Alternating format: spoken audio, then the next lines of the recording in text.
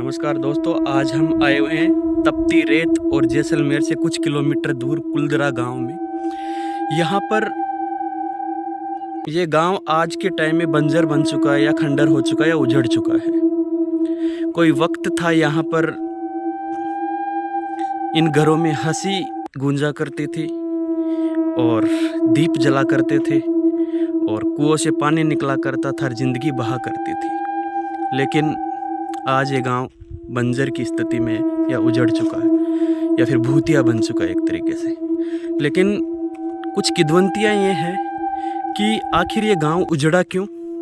तो उजड़ने का कारण कुछ किद्वंतियों में ये बताया गया है कि यहाँ के ठिकानेदार थे, यानी जैसलमेर जो रियासत थी उसके इस गांव के ठिकानेदार सालिम सिंह, उनकी नज़र पालीवाल ब्राह्मणों की एक सुंदर कन्या के ऊपर थी। उनकी शर्त ये थी कि या तो इस कन्या से विवाह करवा दो या फिर ये गांव खाली करो या गांव नष्ट। तो पालीवाल ब्राह्मणों ने एक पंचायत बैठाई और पंचायत में यही निर्णय लिया कि हम अपने अपमान को नहीं सह सकते या अपमान से ऊपर अपने स्वाभिमान को रखा, और उन्होंने उसी रात ये गांव खाली कर दिया और इसके साथ में 84 गांव और खाली हो गए और वो यहाँ से पता नहीं कहाँ गए। न तो यहाँ पर किसी का शव मिला और न ही कोई संघर्षमय चिन्ह मिला, यहाँ पर कोई संकेतक मिले या फिर कोई निशान मिले। और जाते वक्त पालीवाल ब्राह्मणों ने यह भी श्राप देते हुए कहा कि इस गांव में कभी बसावट नहीं हो सकती। जो भी इस गांव में बसने की कोशिश करेगा वो दुखी रहेगा हमेशा या कभी सुखी नहीं रह सकता। तो ये श्राप ही मानो, तब से आज तक यहाँ पर कोई नहीं बस पाया।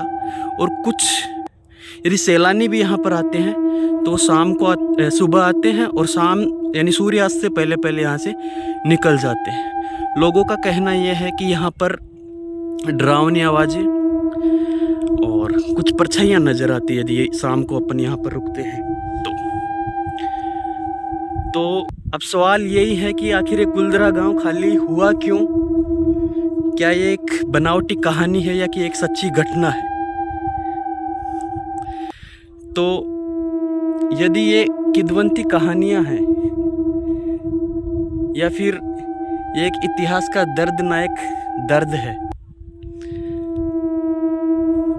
तो दोस्तों